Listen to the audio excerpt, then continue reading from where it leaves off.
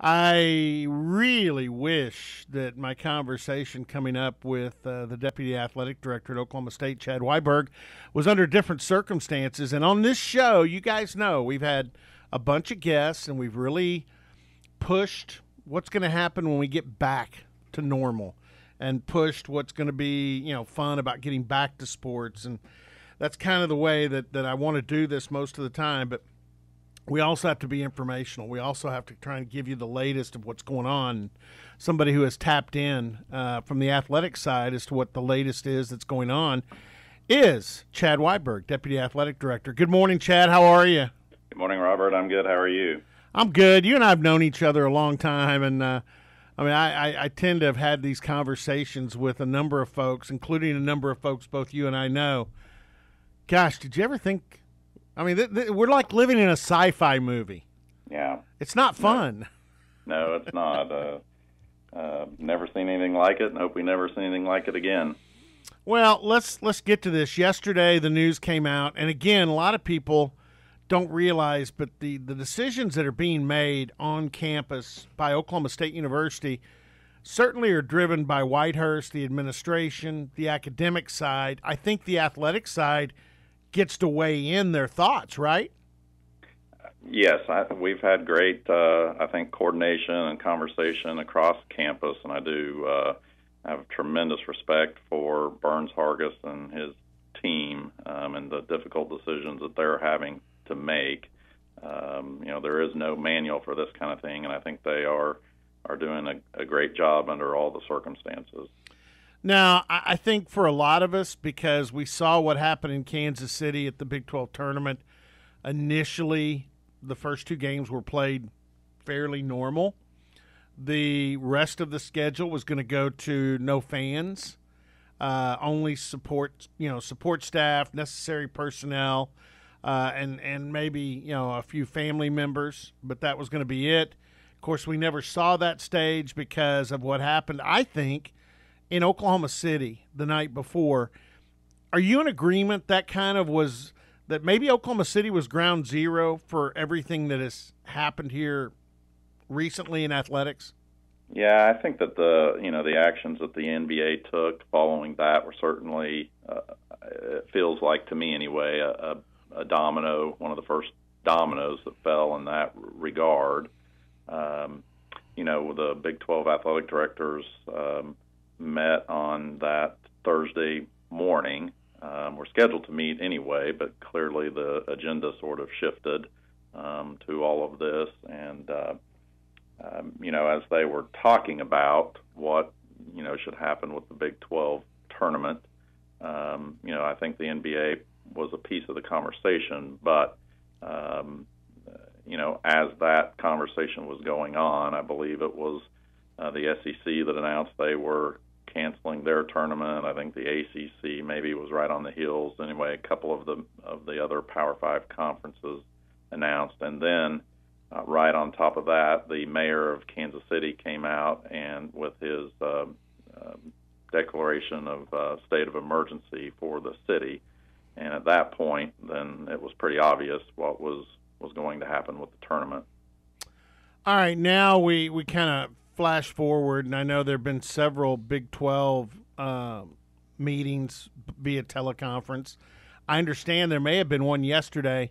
We know the latest on campus is online classes through the rest of the spring semester. Campus isn't closed. There will be some students living on campus. Some don't have anywhere else to go. But what's the latest from the athletic side on this? Where we are? Right, you're right. So campus, I think, is encouraging all students to go home or stay home if they've got somewhere else, with good alternative living arrangements to go there. We, because of that, are following that in athletics. So we're telling all of our student athletes the same. Now, obviously, as with all students, if there is no better alternative or they can't get there for whatever reason, then the university is going to make housing available for those students. And likewise, we will with our student athletes as well. And then it's just a matter of being able to provide as much service to them as we possibly can while they are here. There was talk yesterday, I think Tom Dorado may have said he saw some of the baseball players go up to Gallagher-Iba and they were looking for a basketball to just shoot baskets, maybe play some pickup. At this stage, what's the rule on the athletes who are on campus, the facilities you do have, and whether any or none can be used? Yeah, we are going to shut down all of our facilities, so none of them will be able to be used. Now that there's some exceptions to that rule, so our training rooms will be available by appointment to the student athletes that are here and that need those services in terms of rehabbing injuries or whatever it may be. The training rooms are not where, if we do happen to have any student athletes that start to present symptoms, we're not equipped for that kind of thing, so those will be handled by University Health Services.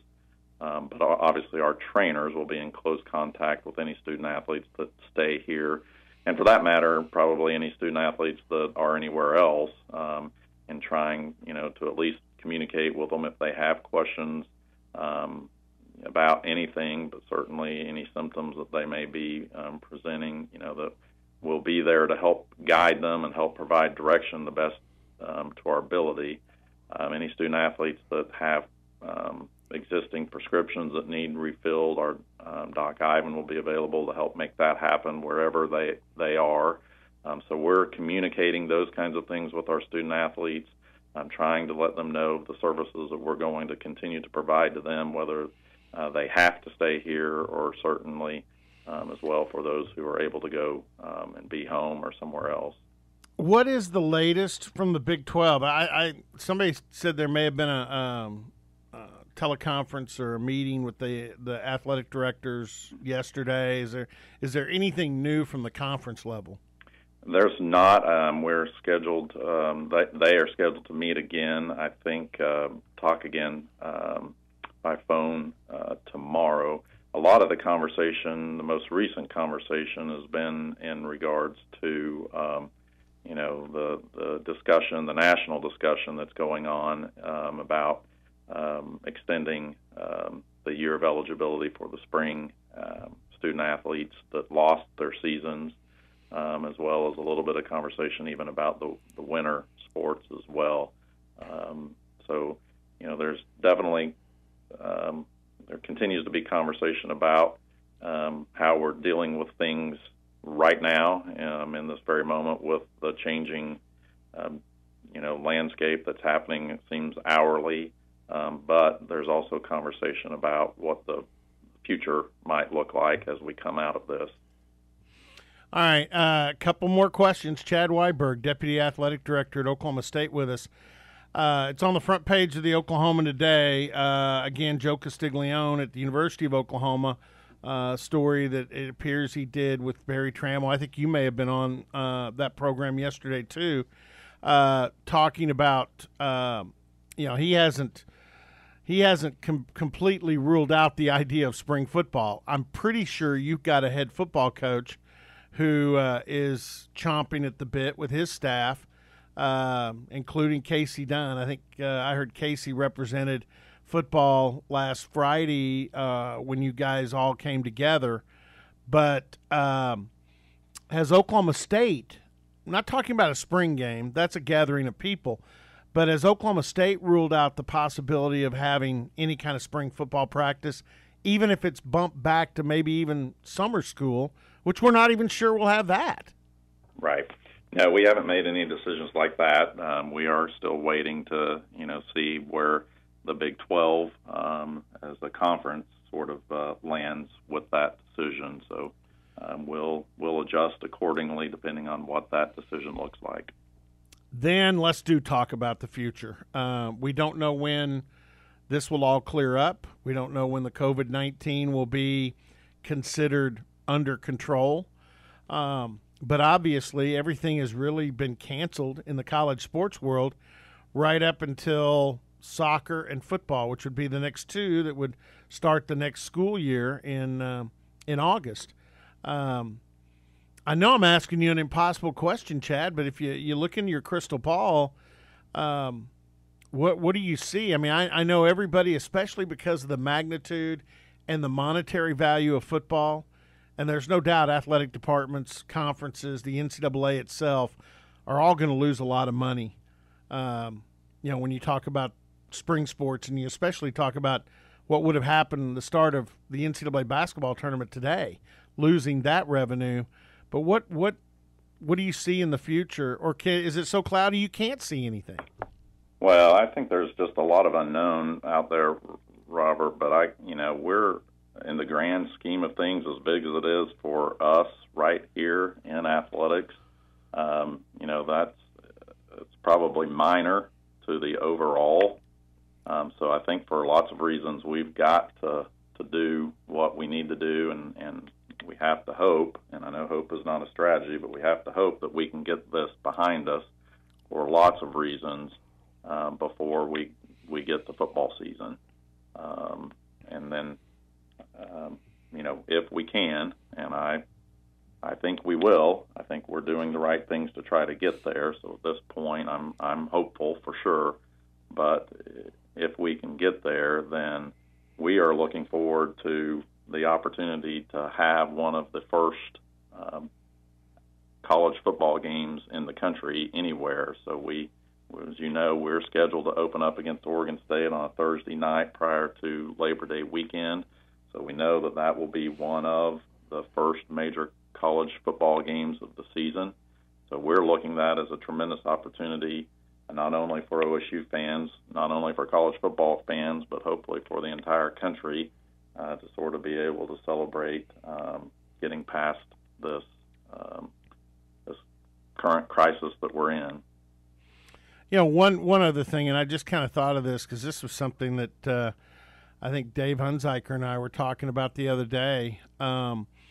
Right now, there's a lot of I's to dot, T's to cross. There's a lot of current situations to deal with this. But if this goes on, and it is going to go on for a while, and you do get all of the things involved with the shutdown and with the closing of sports and the campus situation taken care of, name, image, and likeness is on the horizon. Television contracts and what that brings with it, which we all know that brings a bunch of rumors about realignment and so forth. There are a lot of big issues that are going to be coming up soon for college sports. As an administration, is if you have the time, if everything gets normalized, at least where we are right now, that could be good time to invest in looking ahead and trying to have yourself ready for some of those big issues. Yeah, those seemed like big issues a week ago. Yeah, they're not as big now, but yeah, it's amazing how that has changed. But you're right. I mean, we're going to have some time here to really spend on looking, at what the future looks like in lots of different ways, with these issues potentially included. But now a lot of other things. And what's going to be interesting, I think, to see, Robert, is how what we just went through impacts the perspective that we look at these decisions through now as well. And is there any opportunity for us to really step back and start to talk again about what really is important and what we are really here to do in collegiate athletics. And again, I know hope is not a strategy, but I hope that there's some good that comes out of this in those regards. All right, Chad Weiberg, and for folks out there, Chad is since he has come on board, he has been kind of taking over the football scheduling, future football scheduling, which I think he's done an outstanding job, which I've told him several times. But I'm going to guess through all this, there haven't been very many calls lately from people who want to talk football scheduling. No, that's kind of, as far as I can tell right now, it's sort of taken a back seat at this point. I'm sure, again, as we see more certainty over the next, couple weeks, hopefully that'll pick up again. But right now, that seems to have died down. Chad, I appreciate your time and know that you guys are doing the absolute best you can to handle this and adapt, and certainly the best for the student athletes at Oklahoma State. And again, appreciate your time and wish you the best through all this. Thank you, Robert. I appreciate that, and certainly wish you and everybody out there the best with all this. Let's stay safe and get through this. And by the way, I'll just throw this in. Football tickets are still for sale, right? People can still buy football tickets. Absolutely, and we've extended the deadline for that as well, as we know that people are just have other things to think about and decisions to make, and so we're trying to do that with all of our tickets. So obviously we were set to open the baseball stadium tomorrow, and that's not happening, and baseball season now is not happening, so we're working with our fans to that purchase season tickets for baseball season this year to roll that forward to next baseball season. Same thing with our softball season ticket holders. Anybody who purchased single game tickets to baseball or any of our other sports, those are being refunded as we speak if they haven't already been. So we're trying to help all of our fans in those regards. But football season tickets, the renewals are still available. They're online. People can go on and make that happen if they've not done that yet. But we have pushed back the deadline by a month to help try to help with the decisions that people are making now.